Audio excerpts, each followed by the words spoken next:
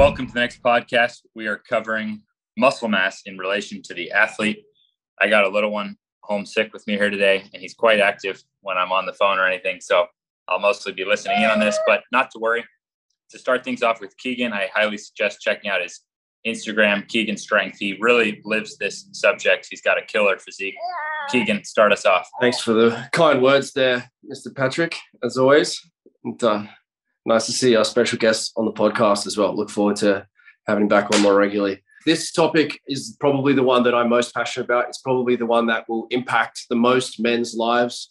Where you get to in terms of muscle mass is going to have a huge impact on your potential as an athlete. It's also going to have a huge impact on your self-image and your self-esteem. Most of us start strength training because we want to look something like a superhero character. We've been shown these images of men like Arnold Schwarzenegger, and a lot of men have the idea in their mind that they want to look something like Arnold Schwarzenegger. Now, the fact of the matter is that women are not looking for Arnold Schwarzenegger for the most part. They're looking for someone who can protect and someone who can provide.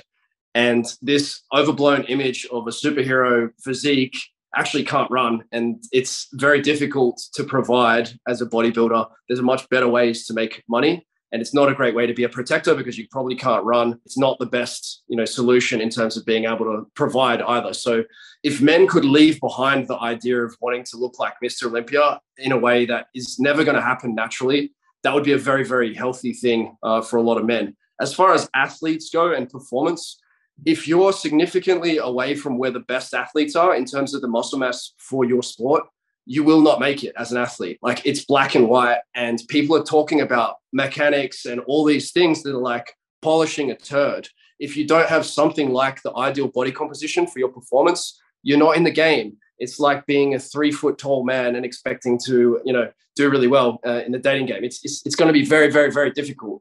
So you don't want to be an outlier. You want to be somewhere near the optimal. At one point, but otherwise I agree. The 3 foot man. Sorry, Onyx, but your time will come, and I'm sure, I'm sure it's going to grow up much taller than me.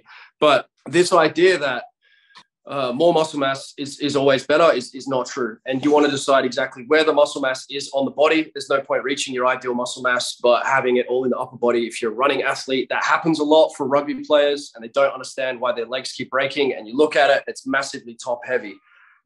Charlie Francis said, looks right, flies right. I think the ground up concept in ATG is revolutionary. It wasn't in my mind that my athletes needed to be bottom heavy to be most resistant to injuries. As a running sport, heavy athletes, it's very important that they're bottom heavy. And the ones that were top heavy, when looking back, they were the ones who were in and out all the time. Knee injuries, it's problematic. You get injured, and then you have to keep your weight up, and then you keep the weight up by staying heavy up top. And it causes a lot of athletes a lot of trouble. It's definitely part of Ben Patrick's story. It's part of my story. If we can get this muscle mass thing right in our minds, and if you're a great coach, or if you're an athlete who has optimized your body composition, that's a big rock. That is a huge piece of the puzzle. And it's one that very few coaches take seriously. You think of bodybuilding as being something separate from athletic development. It's not. Charles Poliquin, I believe, was the best bodybuilding coach ever to work in professional sports. And for that reason, he was getting outlier results that others weren't able to get. There are many other reasons as well. I believe that's probably the number one. It's very close to the primary reason Charles, apart from his mental abilities in transforming minds, he was able to transform bodies, decreasing body fat, optimizing the muscle mass required for that sport, especially working with sports where you had to be heavier. And in doing that, he gave his athletes a massive competitive advantage.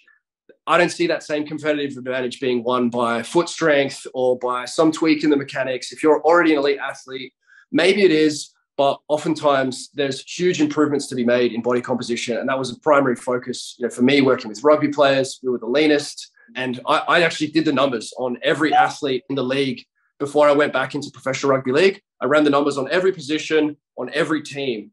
And the heavier teams were more likely to win, and the heavier athletes were more likely to be representative players in their position. So more likely to be like all-star level and more likely to be getting paid more, the heavier athletes. That was the case for rugby league. It's not the case for all sports. Therefore, in rugby league, players are going to hold a bit more muscle fat. We're going to maximize their muscle mass. But if you're a tennis player, that's not the name of the game. Have a look at what's optimal for your sport and reach that optimal. That is the key message that I have here today. The muscle number is the metric that I developed to be able to quantify this. So every athlete has a number. 100 is basically like the natty number. It's based on the fat-free body mass index. I multiplied it by 4 to make it a bit more sensitive so athletes could feel if they're actually changing. If you're at 100 on the muscle number, which means you have a fat-free mass index, height adjusted of 25, then you're kind of at like your natural bodybuilding potential according to like what's kind of normal. I've had athletes that are at like 28. Professional bodybuilders are at 35, 40 because they're not natural and they're breaking, those nature's rules.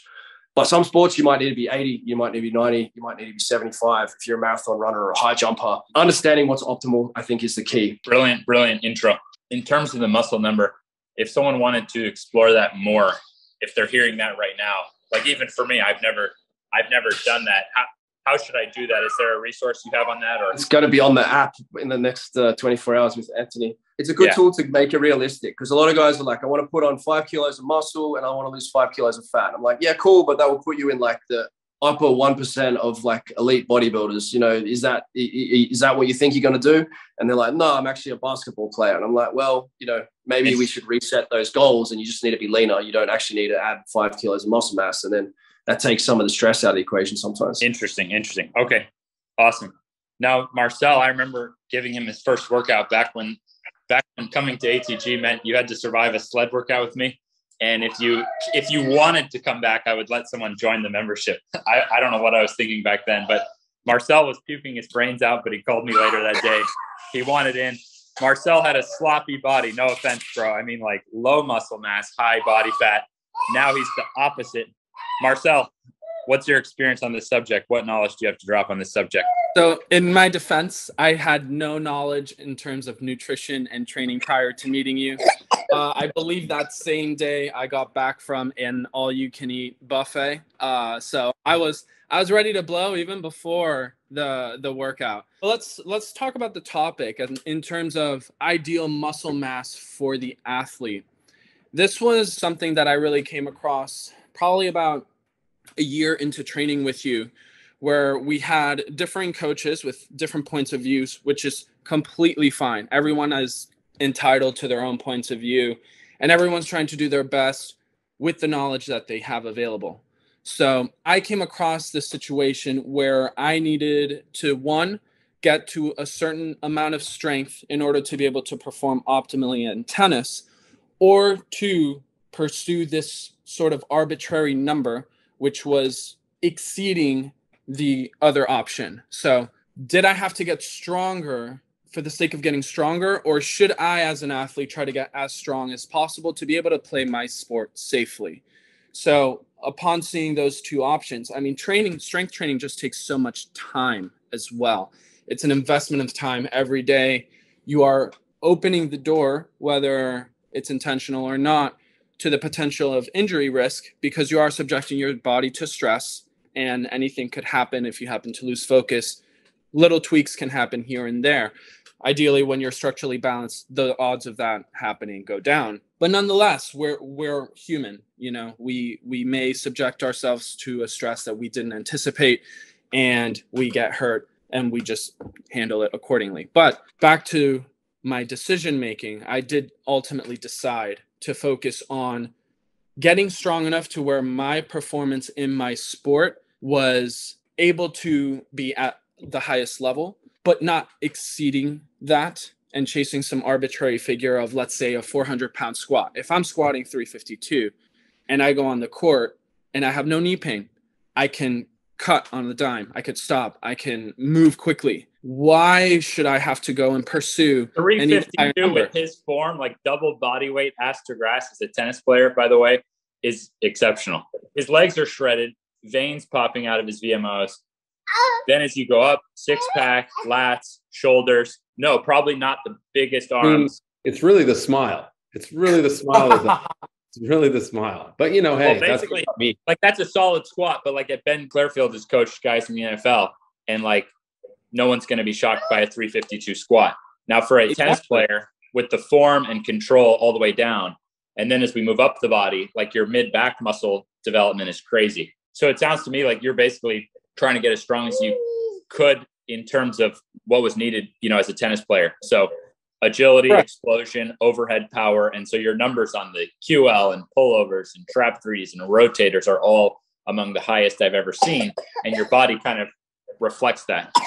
That's exactly right. So, you know, you do want to get stronger than the bare minimum that's required for your sport, because you never know what you can encounter in the middle of play. You know, there's so many forces that you experience that you do want to have which you cover in other videos, a bulletproofing reserve, so that when you do experience, let's say in tennis, you slide on clay courts. What happens if you overextend, or if you come across something and there's undue force to the knee? You want to have some level of strength well beyond that to be able to take those forces, but to go so far beyond that to maybe approaching numbers that maybe a football player would have to approach, it's not really necessary for a tennis player. And, you know, I got a lot of tennis players on Instagram messaging me and they say, bro, you're so like jacked. Like, does that not get in the way with your flexibility, your ability to hit your strokes? And honestly, it's just sort of my genetics, because even though I do look sort of muscular when you compare me to other tennis players, I'm a buck 80. I'm 185, you know, and the more muscle mass you can have and become more efficient in executing the movements of your sport without it getting in the way, the easier it is to compete for longer periods of time in your sport. So I may look big, but I'm also incredibly efficient in my movement and in my production of my strokes each and every shot. And I'm using less energy. So fine tuning your training so that you can find that body composition and the muscle mass that is optimal for your sport. Because again, my squat's not going to be as valid or as looked well upon in, say, football, but you find those metrics. Is your training to optimize your tennis now? Because you obviously work for ATG and you love training as well. Like, are you actually pushing beyond what you would push for? Like, say you were trying to make the pro tour, and like, would you make yourself a little bit lighter, or would you? I mean, because you're obviously putting a lot of energy into your training as well. Like, you probably couldn't train as much for tennis as you maybe would if you were still trying to make it as a pro. Or I don't even know where you're at with your tennis career, but no, that's a great question. I train right now very much so to be representative of ATG's product right now. So like, aspire to pursue a lot of the structural balance numbers specifically, because then that gives people a window as to, oh, this is what a body looks like when you pursue ATG to its maximum level. Now, underneath that, I do also train with the idea that should I choose to play professionally for a year or two, which I've already played 2 years, but with the things that happen in COVID and all the regulations between countries and the ITF, I just didn't feel comfortable just going out to a country, let's say to Egypt or, you know, South America in the middle of the pandemic. I just put that to the side and focused on ATG's growth, and still focused on my training so that if I chose to play, you know, I'm not going to go out and serve 100 times and my elbow is going to be, you know, compromised. So I can go out and play right now, move perfectly fine. But like you said, if I were to try to pursue tennis a little bit more, the strength training would shift so that my ability to practice on court is more sustained and I have lower injury risk. But it would probably be a little bit of a downscaled version of what I do right now, which is very similar to like the ATG standards. Or would you get lighter, Marcel? Like, would you get lighter, or do you think that your muscle mass at the moment is actually close to what's optimal for tennis for your skeleton? Honestly, I wouldn't pay attention too much on being lighter, because you can make the argument of getting lighter, I'd be able to move quicker. But then there's the other paradigm in which if I have more muscle mass, my efficiency in executing the movements also goes up. So I wouldn't say it would make you quicker. I just, you know, most tennis players are skinny, but I think that's also just because it's such a high skill sport that maybe optimal muscle mass for tennis hasn't really been explored because it's not that important. Like, it's not going to make the difference as much as in football or rugby, where you have to be close to optimal, where maybe in tennis, reach is also a huge factor, the biomechanics of long levers and that impacting power. As a shorter player, maybe being more muscular makes more sense because you don't have the long levers, so maybe you have to rely on the muscle a bit more. Yeah. So I'm like you mentioned, compared to the average tennis player, I'm a little bit shorter. So I rely in the exchange of points, I usually try to win points off the baseline. You know, I'm not trying to hit winners or hit big serves, which I can, but I'm trying to be more conservative and do the grind game versus going for big winners or taking advantage of reach, which I don't have. So I would say I wouldn't be able to tell you whether I would benefit more from being lighter or not. I would probably explore it, you know, because I have time and I know how I could move my training around to accomplish those types of adaptations. But to be honest, I've never felt better on the court than I did when I was training with ATG. And per the regular tennis player standards, from my knowledge of growing up and playing juniors in college and, you know, a couple of years in pro, strength training wasn't so much in the realm of my awareness. Like, people did a lot of court drills and, you know, they'd hit the gym and like academies that had gyms there and they would do squats and whatnot, but it wasn't like so structured in the sense of like how people do it in football. So I would be very curious to find out what would be the optimum for a tennis player, but I can say for myself and my ability to play on the court, I haven't felt better than what I do right now. So take that for what it's worth. I think if Marcel had a twin brother, and if Marcel had more VMO mass, more mass in the around the shoulders, and still maintain that mobility, that's the thing. Is I think bad strength training gives muscle building a bad name. But then as soon as you see an example, LeBron James has ranged from 240 to 260 over his career. He basically just has he has like the biggest quads and hamstrings in NBA history for a guy who can still shoot, dribble, and pass. Then look at women's tennis. Serena Williams is just destroying people with more muscle mass than most of the men on the tour. And like what was the difference between Serena Williams and all these girls she was destroying for like a decade? She had more muscle mass in the right areas and she could still do a middle splits. So I think that muscle mass in the wrong areas can slow you down, but in the right areas is actually crucial. If you look at like the 100 meters in sprinting, they're all shredded and jacked, and every one of them would have a better chance of making millions of dollars in other sports than if you took like the top quarterbacks or tennis players who are skill guys. I'm going to let Ben Clairfield take over. Ben has a lot of experience developing muscle mass for athletes. Yeah, I mean, this is a great conversation. I think it's really, you know, it sort of follows what we talked about last week, which I really like that Keegan said this. I mean, I think, you know, there's an existential crisis going around the world with various diseases that we can get into, and a significant quantity of them in the West, at least, are, you know, body composition related. So I think there's, you know, it sounds trite or it sounds arrogant to say that I think when we deal with body composition, whether it's Gen Pop or whether it's athletes, it's kind of God's work, because I think, as Keegan says, there's a legacy and there's you know, longevity, and again, there's no guarantees, right? But we all know that biomarkers improve when people are leaner and have more muscle. Like it's kind of incontrovertible now. How much muscle, whatever, but that's the extreme case scenario that people say, well, look at those bodybuilders, they're dying from heart attacks. Well, it's not, as Keegan says, that's not fair, because it's a sample of like other things involved that are not exactly connected to what the reality is with most normal people, and even elite athletes that aren't on any of that stuff. But that's a different conversation. But, you know, I wanted to talk about a few things. It's funny, Keegan says, you know, that a lot of us come to it from wanting to look like a superhero. I didn't give 3 Fs about that. And I think Ben could resonate with this, because but I just crossed the guy. He's got a 6-pack, but I just crossed the guy and shot a 3 in his face. He sucks. Like, I never cared what people look like. If I beat them on the court or if I beat them in the rugby, I'm like, yeah, they've got a 6-pack, but I just scored a try on the guy. What does that got to do with anything? I won. And from an athlete mentality, I really didn't care how I looked. So what's revelatory, and I think that's the thing that Charles Poliquin brought that to me, is that, wait a minute, this matters. This is a factor that I should care about, not just how, whatever. I was always fast and athletic, but I didn't care. I didn't have a 6-pack. Just beat you. So, and I think a lot of my athletes are like that, actually. So I remember talking to my first football player that I brought him on the coach's call a few weeks ago. And he said to me, I don't care if I'm 350 pounds and the fattest person on the planet. If that's going to make me more millions of dollars in the NFL, that's what I'll do. And I made the case, because I'd learned from Charles Poliquin, actually, no, fat is friction in between your cells and it'll make you slower. So for you, stronger and faster and having body composition, you know, he couldn't be 220 pounds. But him at 293 versus him at 312 was a different animal. and I got him to get abs, which is kind of insane for a 6'5.5", 300-pound man to have abs.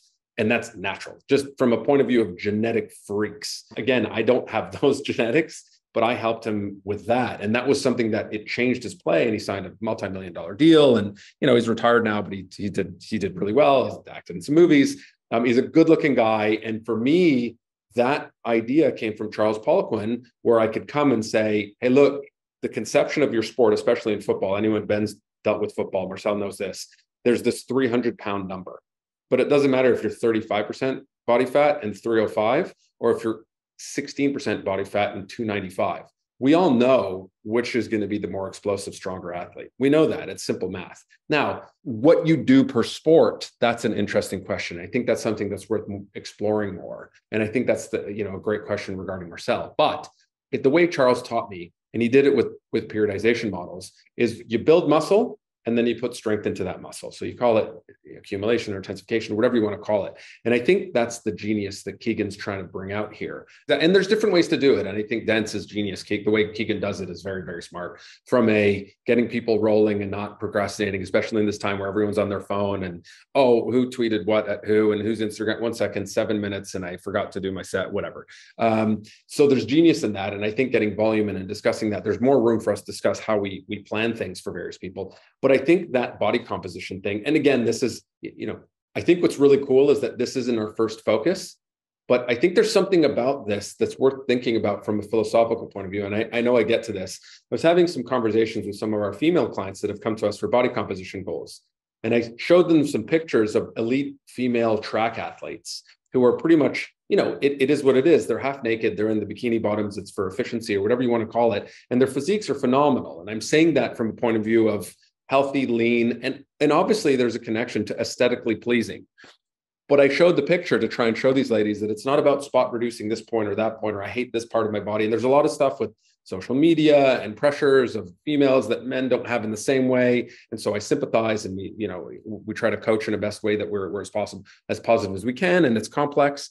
But what I was trying to show this example, and it wasn't my idea, I can't remember who did it first, but I think it was in an article in T Nation years and years ago, is that, the athlete that looks phenomenal and is in the bikini body on the track, it says underneath, she's upset she came 7th out of 8. And she's not thinking about how something makes her look bad or like that she's not lean enough or whatever. And what's really cool, as I sort of said it last time, when you focus on what you can do, what's really cool is a lot of body composition stuff just takes care of itself. And that's, again, provided the fact that we're eating in a way that it's not, I hate to say it, we're going to get sued for this, McDonald's or whatever, not to pick on anyone. But the point is that there's a lot of discussion of what it is that you put in your body. Suffice it to say, the less manufactured, the better. So, that's one that we can discuss the details of that and a higher protein intake. And that's stuff I learned from Charles and all this kind of stuff. But I think it's a fascinating thing that what we do first is movement. And secondarily, what comes is this body composition thing. And I think Keegan's question, which is, what's the optimal body composition number? And I love that. I learned biosignature when it was that, and it was metabolic analytics and all this kind of different things from Charles.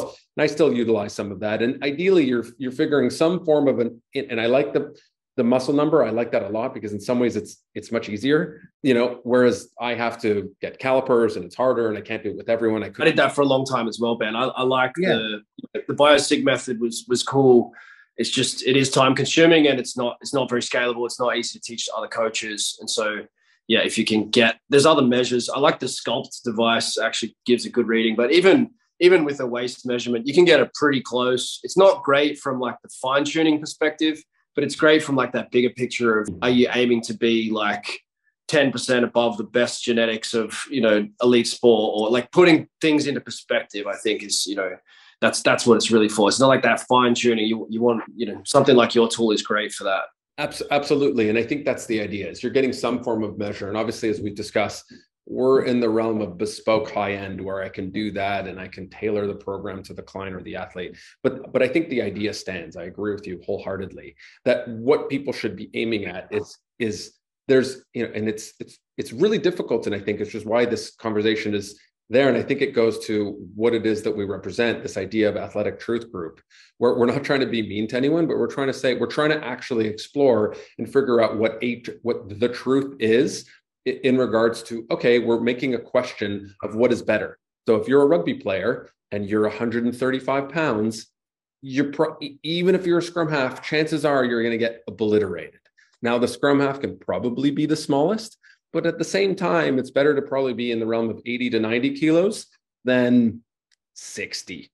So the idea is, I think if there's more, and if you think about basketball versus tennis, and rugby and football and hockey and those sports, the physical contact aspect, I think, is where one can start to think about the muscle number and how much upper body resiliency one needs. And we discussed that with our structural balance markers where, we have our principles, which is do the thing that the athlete needs. So you have to assess how much neck training does a tennis player need versus an NFL lineman or a running back, or a hockey player or a rugby athlete.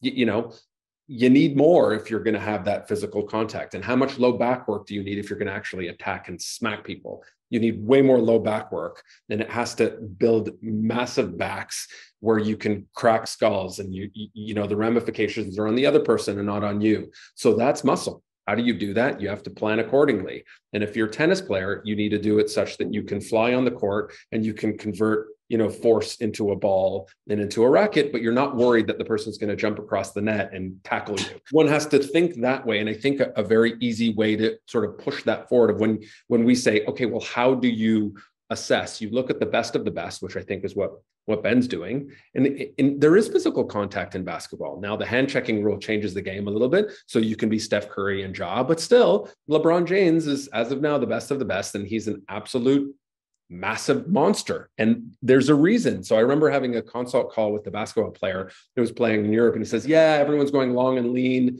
and so leaner, longer, leaner. And it's these sort of wishy-washy ideas. And I said, actually, LeBron James. And he was like, oh, I haven't thought of that. I never, But that's the thing is you look at what the elite are doing, and it doesn't mean that you train like Usain Bolt, but you look at Usain Bolt's body, or you look at LeBron James's body, and you're like, okay, how can I get closer to that? Or, you're in the rugby world and you figure out what's the best positions. Bill Williams was an outlier. He was 110 kilos shredded. Yeah, absolute freak. And so there's the genetics of it, but there's how do you optimize your genetics? And the easiest one to do is get leaner. And then you say, okay, let's add some volume in the requisite ways that Marcel is saying with the movement patterns that we say, and maybe 10 sets of one is not the way to put the most muscle on. Maybe doing a dense program where you look and you assess and you say, okay, let's get some size. But again, if you're a basketball player, if you're a high jumper, your upper body doesn't need to have that capability of taking the contact when other athletes are coming at you. Because the other idea is that as strength coaches and trainers, we have to think about, okay, now the person can go so fast.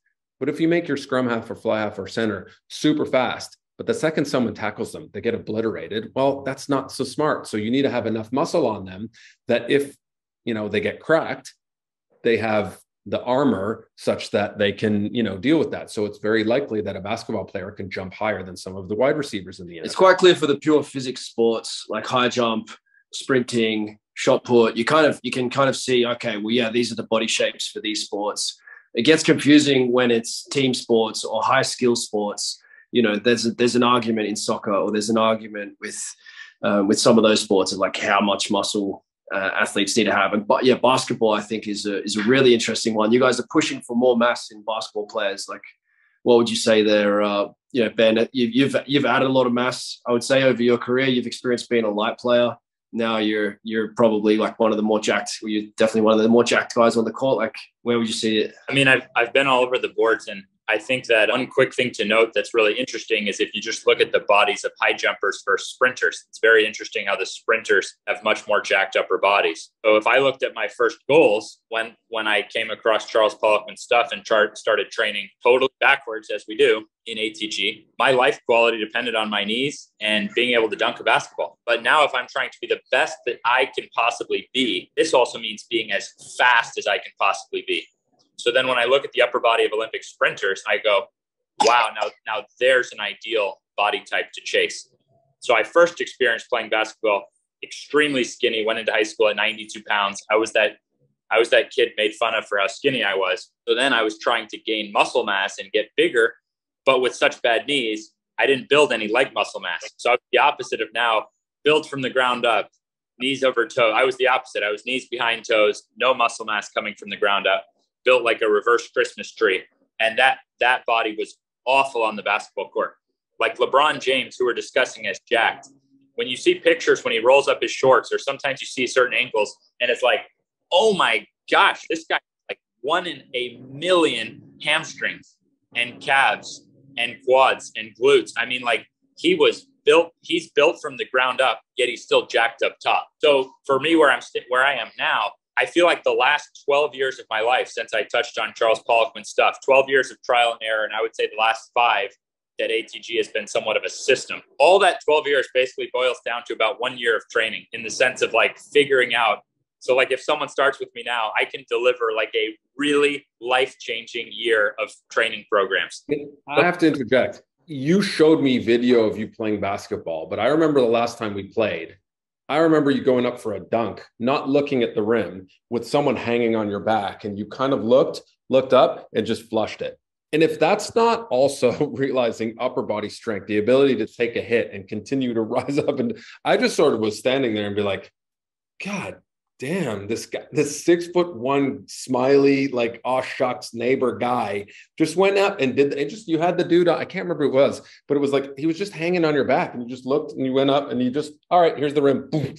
And I mean, that goes to show that you've put on upper body muscle that you can tolerate, not just going up and tomahawking. It's, you can take the contact. And I think that's the thing that as we talked about, some of the dunkers that get super excited about dunking don't realize, and you've said that some of the, not to, name, but the point is, like, they don't think of themselves as basketball players anymore. They're so excited with the art of dunking, which is super cool. So that's, for me now, I am using your knowledge and Keegan's knowledge and Marcel's knowledge.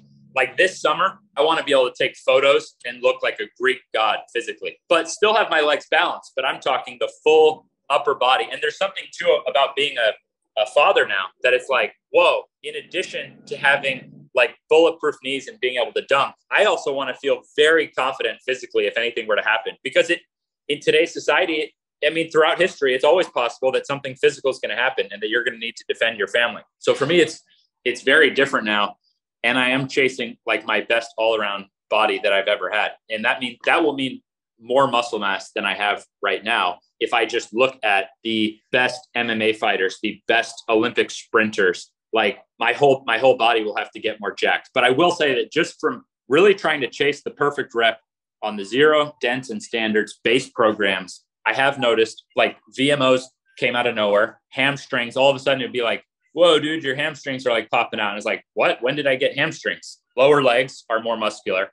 And I would say that shoulders and some upper pec and like mid back, like most ATG guys, when we've been doing this for a while, we start to notice like our back muscles have more muscle. So I really consider that's what I think someone could expect to achieve from the base. But I'm actually really excited to explore then the next layers and actually trying to build more muscle. So that's where I'm at right now. It's like really I've just been chasing the perfect zero dense standards. And right now I'm trying to make sure I really have every standard. And then Keegan and I, and with the two of you, like we're going to revamp basically a dense body comp that we're going to all start together March 1st and just kind of put like the next layer. And then we're just going to keep going. But that's kind of what I meant, is like, I really have spent the past 12 years trying to come up with a really good year of training for someone to rebuild their body. Like, I'm just being honest with it. That's where I'm at. And my body is a product of that base system. But I don't think this is the end all be all. I'm not happy with it. I want to be more on the court. I want to be more as a dad. But to do that takes real expertise, because when you go to LA Fitness, yes, I can find tons of guys there with more muscle mass, but are they really, can they run faster? Are they more bulletproof? Are they, so that's where I think ATG has actually a lot of unexplored potential right now. Is I believe we can construct Olympic level bodies toward like any type of body type we want. And I'm not sure how to describe that for myself other than really looking at like an Olympic sprinter, because their upper bodies are outstanding. Yet, of course, they're the fastest people in the world. So that's what I look at right now. That's my goal, is to get closer to that in the coming year. Ultra sculpted upper body, but with that crazy rotator strength and power that I want to feel confident physically to take care of my family, yet still run faster and jump higher. Let's kind of recap it now with like Keegan, how are we going to do that? How are we going to take those next levels? How are we going to create the best? Like I've spent 12 years to make basically 36 weeks of training. So now, like, how do we make the best body comp program? I mean, your genetics and my genetics probably not the deep end of the muscle mass genetic pool. Like there's some people out there with thick joints and that, you know, walking around. Those guys, when they do the dense style program or they jump on ATG, like I've seen some guys just absolutely blow up their legs. The best leg development that I've seen, the most shredded legs and big legs, like some of the transformations in the coaches community, especially, you know, is the ones that I see the most, just crazy. And so it's, you know, our results are not necessarily, we're doing our best and it's cool, but there's a lot better results than my legs in terms of size, at least I can say. I was 65 kilos when I finished high school. So like 143 pounds or something like that. And I was the same height that I am now. And I'd been training for like 4 years. I trained consistently and I wasn't really making gains. I didn't really know what I was doing. I wasn't eating enough protein. I had gut issues. I was eating a bunch of crap. I didn't know it at the time. But there are a lot of men out there who just are following ridiculous advice that is not going to give them the physique that they want. If you get your diet right and you follow this style of training, especially like the dense style, and also with standards, you know, with getting to strength levels, like building to a max set and then building your tolerance to volume, your body will transform. Like this is the most foolproof way of adding muscle mass. There are other methods with giant sets and things that can be fun to experiment with as well. But just to interject, I think the key for us to always remember is that we also care about movement first. So we care about movement quality first. And I think that's why in some ways it's not body composition first. We're sort of having this conversation after a bunch of podcasts where we talked about the most important thing. And then we're like, oh, by the way, body composition is really important, which we all agree it is. And it in some ways, I think by not focusing on it as the number one, it allows it to not cause a certain stress level. Like it's all for body composition. I need to lose fat. I need to lose fat. It allows it to come. So in some ways, you know, I love the line, trust the process. It's like by making your movement quality better and obviously fueling yourself. So I think it's an interesting thing that for us, it's like, yes, there's other methods. But, you know, I remember Charles doing John Meadows, may he rest in peace, brilliant man. And I remember him saying to me, yeah, I got a little bit more muscle and yeah, I got a little bit leaner. So for Charles, who was at 3% body fat, that was impressive. And he says, you know, it's good to try different methods. It's good for your brain. It's good for your intellectual honesty, integrity, all this. And I'm like, great. And I know John was a genius for body composition and all the other stuff for hypertrophy and bodybuilding. But Charles says, yeah, all my numbers went down. I'm weaker. And in his head, connected to us, that's unacceptable. So it's unacceptable to get weaker. And for us, I think, because at the end of the day, we're athletic, you know, athletic performance is what we really care about. Whether you're never going to do anything athletic, quote unquote, competitively, but your life will be better if you can move better. I think for us, it's not okay for us to move worse, quote unquote, just to get some sarcoplasmic, myofibrillar, extra, you know, whatever we want to call it. It's like, no, we need to move better. Number one. Secondarily, good things happen when you fuel your body the way you're saying it. So I think that's I wanted to really, really emphasize that because I think that's the key of what we're doing. Sorry, go ahead, Keegan. No, but it's a huge point too, is that it gives you access that it then just makes it easier no matter if you literally are trying to be a bodybuilder or this or that. People reach out to me in the DMs from all these different sports, from the NFL to the MLB, and I train a lot of these guys in person, and they're all ultimately chasing the same thing, which is better performance. And this relies on different amounts of muscle mass, but the common denominator is that ATG, by allowing you to access areas better, whether you need to develop lower back muscles or hamstrings or quad, you know how hard it is to develop quads when your knees are hurting so bad? And if you do, you wind up with those bulky upper quads with very little VMO mass. And that's probably a whole nother subject, but the VMOs really do proportionately develop more when you are able to get into those deeper positions and actually push and not be in pain. So I do think the foundation of having, let's say, being able to access into your body better than you could before, then pursuing the muscle mass is going to be easier to develop. And it's going to develop in ways that, yes, you really could call it more athletic muscle, meaning like if your shoulder is limited, if your knee is limited, if your hamstring can't stretch very far, the muscle is going to develop differently. So I think there's huge foundational quality to that. And you know, we'll keep going on these podcasts too, and almost create this program as we go of basically the next dense version. Because the first one, you're rebuilding joints with this concept. And for someone who maybe has never, like we see this, like, wow, I never actually saw a VMO definition come in or felt couldn't get those muscles burning. How many guys see quad veins for the first time? I got quad veins. What's going on? Yeah. And then all that stuff guys do end up jumping higher, off squatting on a slam board and not doing heavy squats because they're starting to see muscle for the first time. So it's just an interesting foundation that the better you can access it. Look, genetics are a huge factor. Then diet is a huge factor. Then someone, whether they're taking testosterone or these kind of things, it's another huge factor. So you have three major factors already that don't even have to do with what you do in the gym.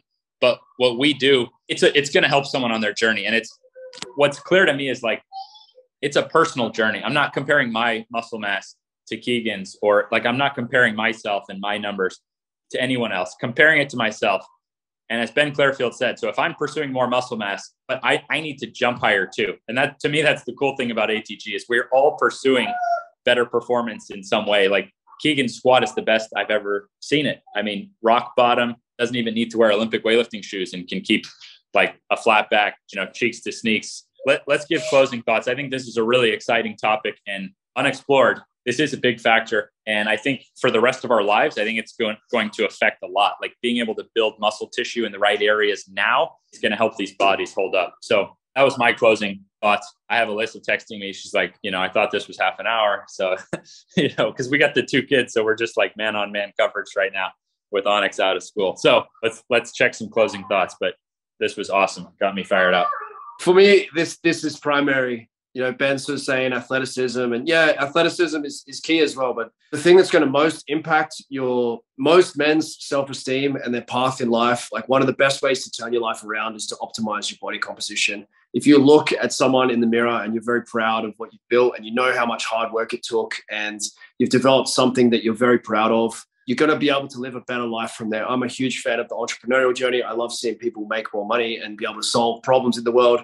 But you get there by building your self-esteem, by building yourself up. And, for me, if you're not close to where you want to be in terms of your body composition, if it's not optimal for your sport, if it's not optimal for your business, for your life, then make it a primary purpose to get there. And of course, if you do it through the ATG method, which we're suggesting, then you're going to become more athletic along the way, which is also very, very important. Yeah. And have it all. Because I also come Ben Clairfield's side where as long as I can dunk and my knees don't hurt, I'm happy. But now I want both. And I really think that in life, it's not about picking one or the other. It's about work and family and health. I mean, it really is that. To me, that's the secret. Is there's no secret. It's like the more you can balance all these factors, the better life is. Marcel, your closing thoughts?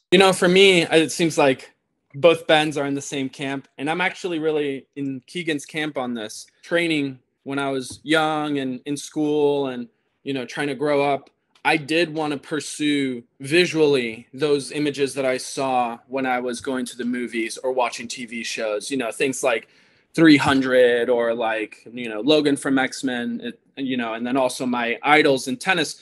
Rafael Nadal was a lot more muscular than the average guy, which is something that, he's done fantastic with his professional career. And he has a very different body type. He's leaned out a little bit now, but he's getting older. But when he was younger, that's why he got the nickname the Bull. He was a very big guy. But there is a lot of value in what Keegan said, and being proud of what you see in the mirror. It's true. It affects your mentality, and then by having that positively affect you, it can take on more problems in life.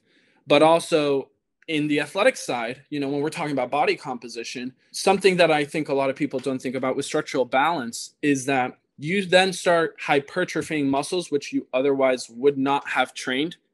And so now you have more metabolically active tissue. And the biggest sink for glucose in the body is muscle. So regardless of which camp you're in for food, whether you're fat dominant or carbohydrate dominant, the more muscle mass you have, the more sort of a buffer you'll be able to take with the foods you intake, and you'll be able to stay leaner for longer periods of time. So structural balance training is also great for body composition, which is why I'm excited for what we come out with in March, because we're not just trying to get like the glutes very big and the quads very big and the chest huge. You're going to get something like a teres minor in the back of your shoulder, getting more metabolically active tissue, which ultimately contributes to more daily expenditure just sitting down. So there's a lot of value in this. And I think that when you approach body composition with structural balance, there is a byproduct of easier loss of fat loss without knowing it, because you're training other areas that you would have otherwise have neglected. I'm going to finish with mine. Charles Poliquin. I think Keegan nailed it, that Charles Poliquin was the best bodybuilding coach to move into athletic performance. And I think, the opposite was true also. He actually taught a lot of bodybuilders that moving better and getting stronger was a phenomenal way to open up new motor units. And I think ATG kind of continues that. So it's not just, it's this magical combo of optimizing the body. So muscle is no enemy. And I think that's the thing when people ask, but don't we tighten up? Well, not the way we do. We move better, and that nails the ability to put on more muscle. And I think that's one of those things that it's why I love that Keegan brought this topic, is we've shied away from making the claims on muscle. We're just like, oh, pain-free movement. But no, I think we can make the claim that we're actually improving bodies in a way that is metabolically active, that does put on muscle, that is connected to both athletic performance from a sport point of view. But I think Keegan nails it. I think it's so true. It allows, and I think you're right about men, and again, women too, obviously, but this idea of, look what I've built with the work that I put in, and this deferred gratification idea that over months and weeks and months and years of hard work, of getting better as a mover and putting work in, look at this magical thing that's happened in a transformation of a body that shows, you can't cheat it. And I think that's a wonderful thing. So, I think it's a magical thing that we're doing, where we're showing people the recipe, where both the health, ramifications and quote unquote, confidence, in a body that's been built with the hard work is a magical thing with the movement magic that we do. So I love this topic because it melds these ideas that supposedly are separate. And I think that's, I love it. Thanks, Keegan. Thanks, guys. It's great. Yeah, this was a killer one to get us thinking. Can't wait for the next one next week. You guys rock.